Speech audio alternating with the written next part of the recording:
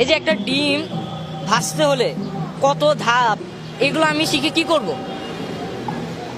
এই যে এখন যে 6-7 যে ধাপ শেখানো হচ্ছে, ডিম সিদ্ধ করা কয়টা ধাপ, আবার বিছনা জানার নাটক করা হচ্ছে, এগুলো কি কোনো লাভ আছে?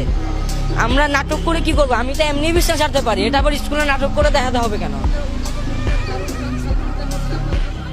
না আরে সবাই যদি নায়ক হয়ে যায়, সবাই যদি শেফ হয়ে যায়, তো দেশকে সামাল দিবে, রাষ্ট্রকে সামাল দিবে। 5 যে বোর্ড পরীক্ষা হতো সেটাও সরিয়ে দিল, মানে মানে বাচ্চাদেরকে মানে পুরো ফ্রি করে দেওয়া হচ্ছে। যে বাচ্চাদের একটা টেনশন যে আমাকে বোর্ড পরীক্ষায় পাশ হতে হবে, পড়তে হবে, মানে সেই টেনশনটা এখন আর নাই। পরীক্ষা তো নেওয়া হবে না, যদি কাগজ কলমে যদি পরীক্ষা নেওয়া হয় তাহলে না আমি পড়বো। যদি কাগজ কলমে পরীক্ষা না নেয় তো আমি কেন